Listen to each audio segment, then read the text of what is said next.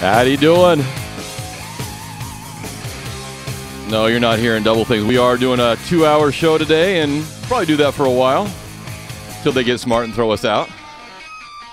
We did 2 hours, 5, 6 years ago? Yeah, I'm not good with numbers. I don't know. You help people with their mortgages. I use my fingers. Here's the one right here. I'm helping you with that. Right back at you. 339-1140, 1-800-920-1140, or you can text us at 44-1140. We got a couple phone lines open. We're taking all your calls and questions. There's no stupid call, just a stupid response. I cut off David there real quick, so let's see if we can summarize. Hey, Dave, thanks for holding on. Oh, no problem. So David called in during the last segment and said he has an FHA loan and was concerned about being upside down. Well, on the FHA product, you don't have to be concerned about being upside down because their Streamline Refinance doesn't have an appraisal. And this is what everybody is hoping will come out of the Fannie Mae Freddie Mac rules on the 16th of March, is they'll do the same thing.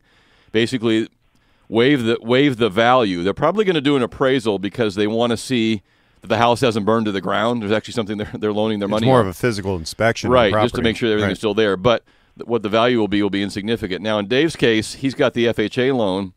FHA Streamline Refinance is a great product, but they changed it a couple years ago, and they kind of minimalized how successful you can be with it. And they did two things. They did one, they changed the monthly mortgage insurance on the FHA loans, and they almost doubled it.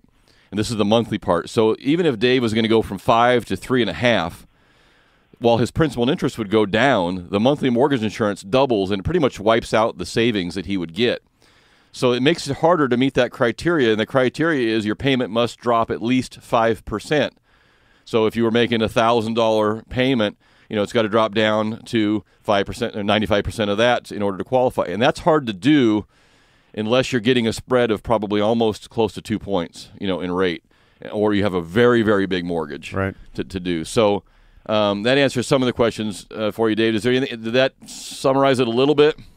It did. Is there any hope of that doubling of the insurance dropping or at any time? Or? Well, I don't know how they could do that, and the reason I say that is what they did is they swapped them.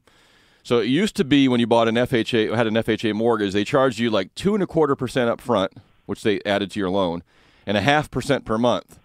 Well, now they dropped that to 1% up front and 1 1/8 per month. So they're still getting. They need the money. I mean, FHA. That's the insurance. That's how they pay for the bad loans, and they're already, in the black. I mean, they're hurting. So I don't see them changing that. But yeah, it did hurt the process a little bit, and it's made it a lot tougher to do. One other thing for those of you that have the FHA mortgages, which I think you should all remember, which I think is the most underappreciated aspect of this mortgage to date. Someday down the road, someday in the future, you're going to want to sell that house. And someday down the road, rates are not going to be 3s and 4s or 5s. They're going to be 6s, 7s, and 8s. So for those of you that have those FHA loans, your loan is assumable by a future buyer. And it doesn't sound like much right now, but think about this. So Dave's got a 5% mortgage, and he's got his house on the market, and the house right next door is exactly the same model as Dave's. And I walk in and I'm looking at both houses, and I'm indifferent. Okay, they're both the same. They both take good care of them. And Dave happens to mention, oh, by the way, if you buy my house, I've got a mortgage you can assume at 5%. And if I want to buy the guy's house next door, I have to pay an 8% mortgage to get the new loan. I'm going to buy Dave's house if I can put the money down and assume it, so these are going to be very highly marketable loans down the road for people who want to sell their house and move on up. So Dave, even though you may not be able to do the refinance, we can check the numbers for you if you want. You can email me your payment and your balance, and I can run the numbers for you and give you a point where you got to get to at least this rate to make it work. But Dave, you got a good mortgage either way. 5% is phenomenal. Yeah. All right. All right. We'll put Dave back on hold. Make sure we get him some cupcakes. We're going to do all cupcakes all the time today. 339-1140, 1-800-920-1140, or you can text us at 44-1140. If we get you on the air, if we read your text, if we just feel like it, we are going to give you some cupcakes. How about that? Cool. Hey, Jeff, got a question. You just gave out those phone numbers. Let me throw a number at you. Okay. This is a quiz question, by the way? Well, it'll lead to one. Okay. In June 2010, the National Center for Health Statistics stated that 1 out of every 4 American households have given up their landline. I believe that. Right? I'm surprised it's not more than 1 in 4. Right. And in part, it's because of the use of new technology. And the other is the economy, right? As the economy's gotten tougher, people are looking for ways to cut money. Why have a cell phone and a landline? Right. Well, here's going to be a quiz question for you. There's a company actually out of, Walnut Creek, I think, called Pacific Telemanagement Services. They recently bought nearly 45,000 payphones from Verizon. So Verizon's actually gotten out of the payphone business. Like the ones on the street. Okay. Yeah, and a lot of them are in airports and Walmarts and 7-Elevens, I guess, places where a lot of people are there and need a phone. So here's a quiz question for you. I'll give you a tip too. The answer, it starts with a 1 and ends with a 0, and there's only ones and zeros. Okay, so I'll make it easy. So it's either 1, 10, 100,000, 10,000, or more. What are the average number of monthly calls a payphone needs to be profitable? Okay.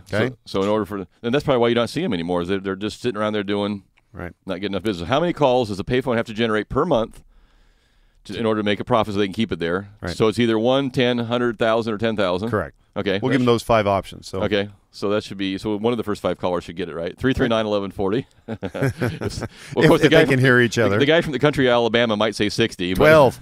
Yeah. So 339-1140, 1-800-920-1140, or you can text us at 441140. Off the text line, Jeff, did you know your show started in 2003? Yeah, I knew 8 that. years? I was 9. Starting in year 9. Wow. Yeah, that's a lot of Saturdays burned right there. That's a lot of Saturdays. It's like when I used to deliver the newspaper in the morning. That was a lot of Saturdays, and Mondays and Tuesdays and Wednesdays. So, this is the start of year 9. And Vince, I remember that to this day because when I started, Vince was just celebrating his 10th, Vince Mastracco before us, his 10th anniversary, I think, when we started. If I do the math right in my head, that would be like 18 or 19 years. Vince has been doing the golf talk. Do you remember the nickname you gave me that first week? NP3. NP3. That was right when MP3s were coming out. Yeah, but not M like Market. I called you N like Nick Perjanic 3. So NP3. I called you dumbass. That was yesterday. Okay.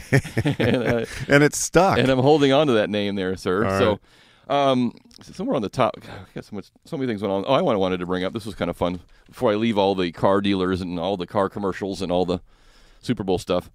This was on the same page as they were talking about all the commercials that went on. And I did so the only car I wanted to see was the NSX. I mean, but $160,000, that ain't going to happen. Well, when they brought out the original NSX, it was a cool car. It was supposed to be very high-tech. It was in demand, but it just didn't sell. They didn't sell a lot of it, so they stopped production. Now they're bringing it back as the new updated model. It's a 2-seater though, right? I mean, I believe so. Yep. So is the Porsche. I mean, but Porsches are, and they're up there in that price as well too. I don't know why I'm talking about this. I am not spending anywhere near. If I get beyond $16,000, I start to get a little bit of a sweat going. You have to remember, you have 3 girls that are all going to be in high school next year. Yeah, I'm getting them all NSXs. There you go. They're not going to go to college. There will be no college fund for you, no soup for you.